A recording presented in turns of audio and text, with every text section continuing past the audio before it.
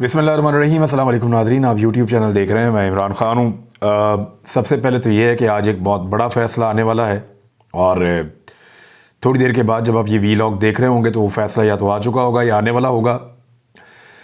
फ़ैसला है supreme court of Pakistan से इंतख़ाबात के हवाले से, और ज़्यादा इम्कान ये है कि 90 दिनों के अंदर इंतख़ाबात की तारीख़ ली जाएगी और सुप्रीम कोर्ट ऑफ पाकिस्तान अपने ये फ़ैसले में कहेगी कि 90 दिन के अंदर अंदर पाकिस्तान में इंतख़ाबात करवाए जाएं, स्पेशली दो सूबों में जो आम इंतख़ाबात होने जा रहे हैं, पंजाब में और खैबर पख्तूनख्वा में। सुप्रीम कोर्ट ऑफ पाकिस्तान, मैंने फ़ैसले के हवाले से पिछले वीलॉग में आपको बताया है कि जो टेक्निकल चीज़ें हैं वो आपके साथ शेयर किए हैं कि पंजाब में सूरत हाल क्या बनेगी और खैबर पख्तूनख्वा में सूरत हाल क्या बनेगी। इस मरतबा याद रखिएगा कि फ़ैसले के बाद ये मुश्किल हो जाएगा कि कौमी और सूबाई असम्बलियों के इंतख़ाबात एक साथ हों। ये बहुत मुश्किल हो जाएगा। ये इसलिए मुश्किल हो जाएगा कि जहाँ 90 दिन के अंदर की तारीख़ मिल जाएगी सूबाई असम्बलियों के इलेक्शन की पाकिस्तान तहरीक-ए-इंसाफ को, वहीं वो नहीं चाहेंगे कि अब दोबारा से रीनेगोशिएट किया जाए गवर्नमेंट के साथ और पूरे पाकिस्तान में एक साथ इलेक्शन करवाने की तारीख़ मांगी जाए। मैंने आपसे बताया था कि इलेक्शन कमीशन ऑफ पाकिस्तान अगर इसको आगे ले जाना चाहे तो वो इसको चंद हफ्ते आगे ले जा सकता है, लेकिन महीनों तक आगे ले जाना मुमकिन नहीं होगा। और जब वो महीनों तक आगे नहीं ले जा पाएंगे तो फिर दोनों इंतखाबात इकट्ठे करवाना मुमकिन नहीं रहेगा। बहरहाल फ़ैसला आने के बाद ये तवक्को की जा रही है कि PDM एक मरतबा फिर अदालत से शिकवे करती हुई नज़र आएगी, लेकिन वो कर नहीं सकते टेक्निकली, इसलिए कि जो दरख्वास्तें उन्होंने बेंच के ख़िलाफ़ दी थी वो तमाम दरख्वास्तें PDM की जमातों ने वापस ले ली थी कल की समाअत में, क्योंकि उनका ये मानना था कि जिन दो मुअज़्ज़िज़ जज साहिबान के ख़िलाफ़ उनका एतराज़ था वो दो मुअज़्ज़िज़ जज साहिबान बेंच से अलग हो गए हैं, दो मज़ीद जजेस भी बेंच से अलग हो गए थे और अब मामला जो है वो 5 जजेस के बेंच के पास था, जिस बेंच को तमाम फ़रीक़ैन ने जो है वो तस्लीम किया है। और वो जो फुल कोर्ट वाला एक मुतालबा था वो वैसे भी ठीक नहीं हो सकता। फुल कोर्ट का मतलब ये है कि वो दो जजेस जिनके ऊपर एतराज़ है वो भी शामिल रहे बेंच के अंदर, फिर कुछ जजेस को दूसरी तरफ से भी एतराज़ का सामना करना पड़ सकता था। तो इसलिए ये 5 रुकनी बेंच सबके लिए काबिल कबूल रहा और इस बेंच के अंदर अब ये मामला मौजूद है और ये बेंच फैसला करने वाला है। PMLN जो है उनके लिए मुश्किलात इस कदर बढ़ चुकी हैं, स्पेशली जो पिछले चंद दिनों में उन्होंने देखा 3 इवेंट ऐसे हुए हैं जिन्होंने पूरी तरह से उनको माउफ कर दिया है।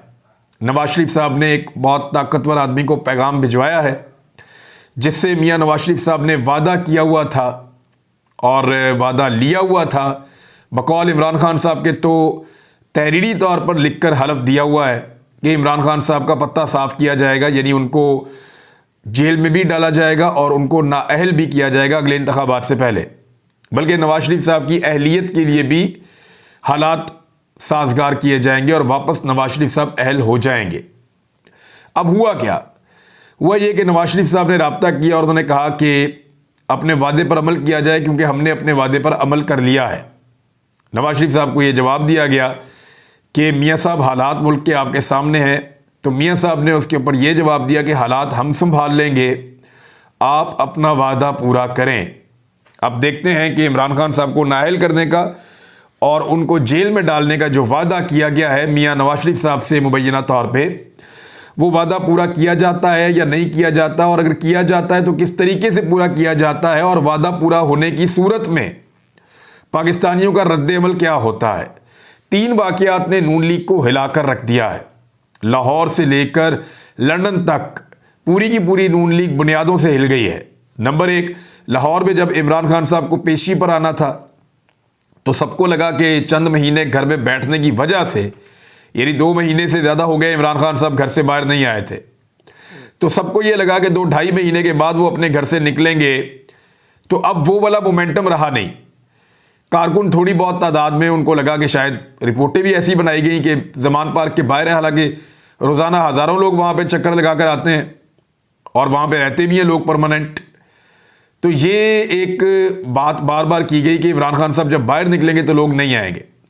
फिर जिस तरह पूरा लाहौर उमड़ आया और जो मनाजिर लाहौर हाई कोर्ट में वकला ने दिखाए और जो चीज़ें हुई, यानी वकला पाकिस्तान तहरीक इंसाफ के हमायत याफ्ता वकला इलेक्शन जीत गए। इमरान खान साहब का एक चक्कर लगा, जो लाहौर हाई कोर्ट में इलेक्शन था वो भी जीत गए वकला।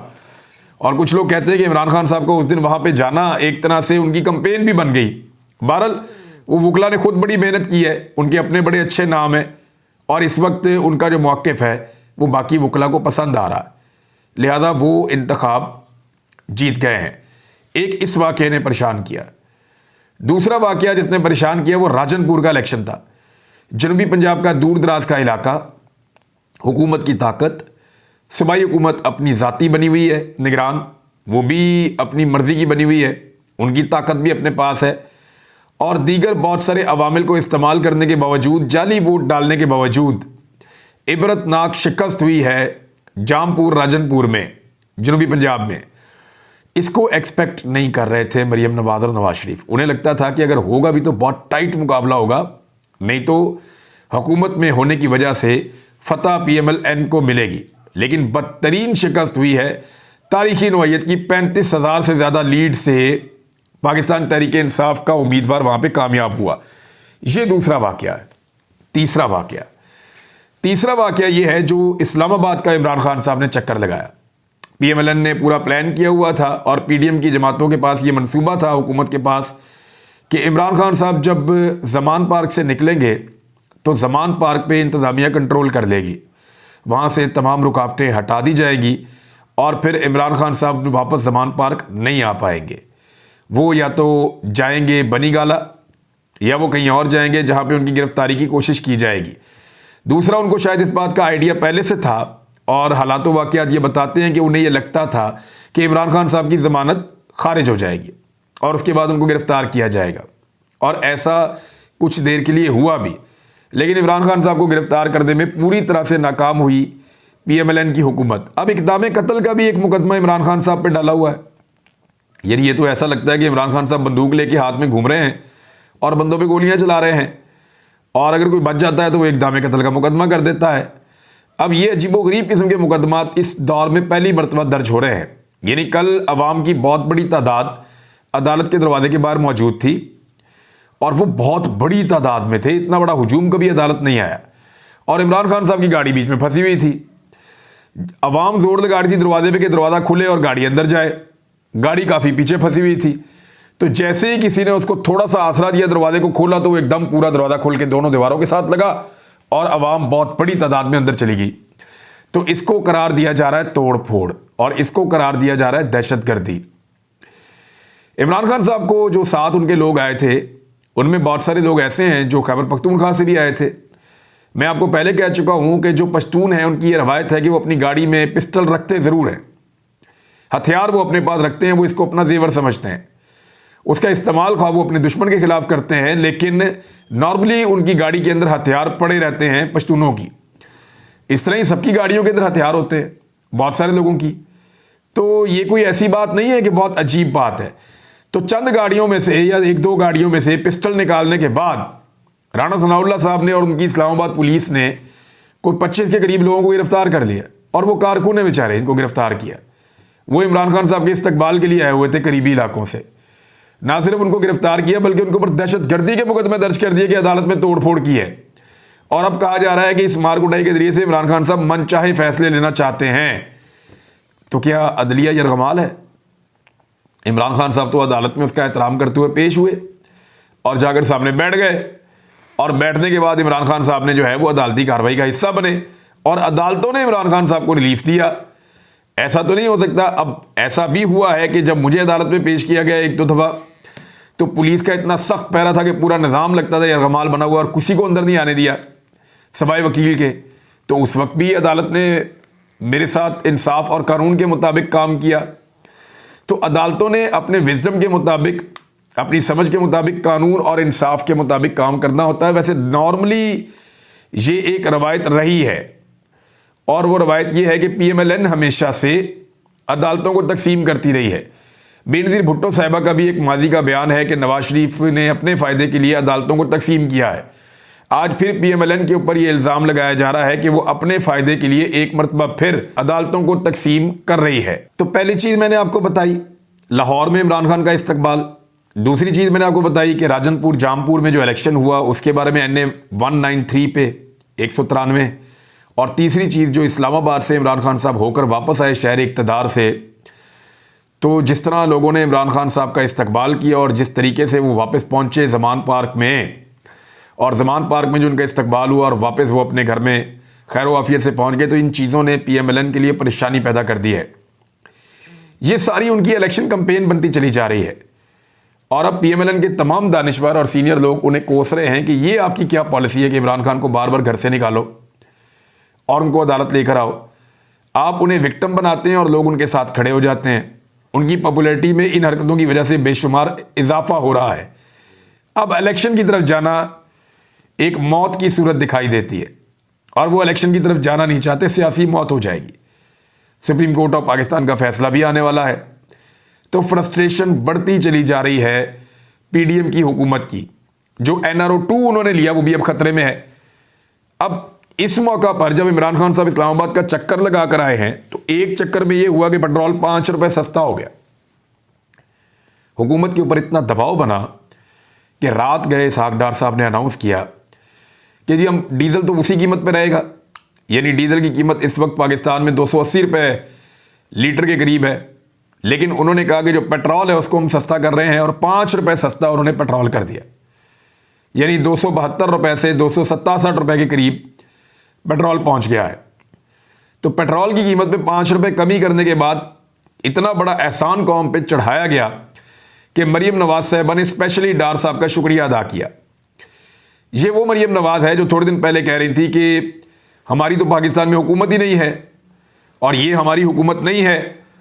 अब मुबारकबादें भी दे रही हैं और शुक्रिया भी अदा कर रही हैं सिर्फ 5 रुपए कीमत बढ़ने के कम होने के ऊपर। तो इस दौरे हुकूमत में जो पेट्रोलियम मसनूआत की कीमतें बढ़ी हैं वो लगभग 130 रुपए के करीब बढ़ाई गई हैं। 130-135 रुपए डीजल की कीमत बढ़ी है और 122-123 रुपए पेट्रोल की कीमत बढ़ी है। तो 122 रुपए से 135 रुपए तक कीमत बढ़ाने के बाद मरीम नवाज ने कहा था कि हमारी हुकूमत ही नहीं है। आज 5 रुपए कम हुई तो मरीम नवाज की हुकूमत आ गई और मरीम नवाज उस पर खुशियां मना रही हैं और मुबारकबादें दे रही हैं और शुक्रिया अदा कर रही हैं डार साहब का। तो जब डार साहब ने अब शुक्रिया किसका अदा करना है कि 122 रुपए कीमत बढ़ गई, शुक्रिया किसका अदा करना है कि डीजल की कीमत 135 रुपए बढ़ गई और अभी तक कम नहीं हुई। मरीम नवाज साहबा ये भी बताया ना इस कौम को कि शुक्रिया किसका अदा करना है।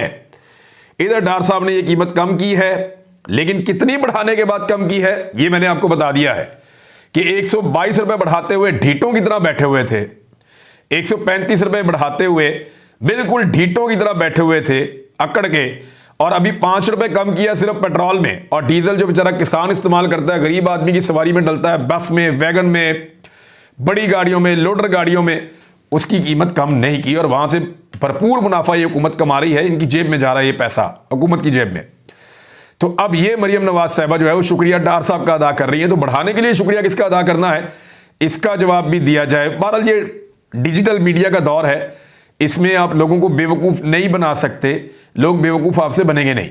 उधर कल के दिन में इस्लामाबाद पुलिस ने जो रवैया सहाफ़ियों के साथ किया वो इंतहाई काबिल मज़म्मत है। सीनियर सहाफ़ी जो कवर करते हैं अदालती मामलात को, साकिब बशीर साहब हैं, दीगर बहुत सारे सहाफ़ी हैं, मैं सबका नाम लूँगा तो काफ़ी वो हो जाएगा, लेकिन तमाम सहाफ़ी जिनके ऊपर कल टॉर्चर हुआ हम उनके साथ खड़े हैं। बड़ी ज़्यादती उन सब के साथ की गई है, जुल्म उनके साथ किया गया, बाद शबीर साहब के साथ, बाकी दोस्तों के साथ। और ना सिर्फ पुलिस ने उनको टॉर्चर किया बल्कि पुलिस उनको अच्छी तरह जानती है कि ये कौन लोग हैं और ये रोज़ाना आते हैं अदालत के अंदर कवर करने के लिए। लेकिन ऐसा लगता है कि आइडेंटिफाई करके कहा गया था कि इन सहाफ़ियों को अंदर आने देना और ये बाकी सहाफ़ियों को अंदर नहीं आने देना जो न्यूट्रल रिपोर्टिंग करते हैं, जो रिपोर्टिंग करते हैं हालात वाक़यात के मुताबिक। तो इस तरह के हथकंडे भी हुकूमत की तरफ से अपनाए जा रहे हैं। सहाफ़ती तंजीमों ने इसके ऊपर आवाज़ उठाई है, हम अपनी आवाज़ को भी इसके साथ शामिल करते हैं। और मेरी ये गुजारिश है तमाम सहाफ़ियों से कि आपका ताल्लुक़ या आपका नज़रिया कुछ भी हो, लेकिन जब सहाफ़ियों को मार पड़े तो इकट्ठे होकर उसका जवाब ज़रूर दें, क्योंकि ये आग फिर सबके घरों तक आएगी। उधर मरीम नवाज साहबा ने जो अदालत के ख़िलाफ़ एक घटिया तरीन ज़ुबान इस्तेमाल की और काफ़ी बदतमीज़ी की मुअज़्ज़िज़ जज साहबान के ख़िलाफ़, उस मामले को लेकर अदालत के अंदर दरख्वास्त दायर की गई है और ये कहा गया कि मरीम नवाज़ और हामी इल्ज़ाम तराशी से अदलिया को दबाव में लाना चाहते हैं। जजेस के खिलाफ झूठे इल्ज़ाम तौहीन अदालत है, लिहाजा चीफ जस्टिस पाकिस्तान मुतनाज़ बयानात का आज खुद नोटिस लें और मरीम नवाज समेत दीगर तौहीन अदालत की कार्रवाई उनके खिलाफ शुरू की जाए। उधर मरीम नवाज ने PMLN के लोगों को कह दिया इन बुरे हालात में भी कि आप इलेक्शन की तैयारी शुरू कर दें, हमें ना चाहते हुए भी इलेक्शन में अब जाना ही पड़ सकता है। पाकिस्तान के डिफ़ॉल्ट का खतरा बढ़ता जा रहा है, ये मैं नहीं कह रहा, ये मूडीज़ की रिपोर्ट है। उन्होंने ये बताया कि इस वक्त पाकिस्तान के जो रिजर्व की सूरत हाल है, इसके नतीजे में पाकिस्तान के डिफ़ॉल्ट का खतरा लगातार बढ़ता चला जा रहा है। आलमी इदारे मूडीज़ ने पाकिस्तान के कर्ज लेने की जो रेटिंग है उसको CAA1 से दोबारा कम करके CAA3 कर दिया है। और ये जो रिजीम चेंज ऑपरेशन के बाद पाकिस्तान के तमाम माशी अदाद-ओ-शुमार और तमाम आलमी रिपोर्टें पाकिस्तान को मस्बत करार दे रही थी, अब वो लगातार नीचे की जानिब गिरते हुए मनफी हो गई हैं। मईशत की हालत ऐसी है कि इस वक्त इसहाक डार साहब ने रब्ता किया है अमरीकी नायब वजीर खारजा से और उनसे IMF के प्रोग्राम के ऊपर बात की है। तो वो जो मिन्नतें और तरले पाकिस्तान ने करने थे, अच्छे खासे चलते हुए मुल्क को इस हालात में पहुंचा दिया कि अब आपका वजीर खजाना अमरीकी नायब वजीर खारजा से रब्ता करता है और उनसे दरख्वास्त करता है IMF के मामलात के ऊपर। तो यहाँ पहुँचाने के लिए जो पाकिस्तान के सहूलतकार हैं, जो एस्टेब्लिशमेंट है, जो ताकतवर हल्के हैं, जिन्होंने रिजीम चेंज ऑपरेशन किया है, उन सब का बहुत शुक्रिया। अब तक इतनी, अपना ख्याल रखिएगा, अपने चैनल का भी। अल्लाह हाफिज़।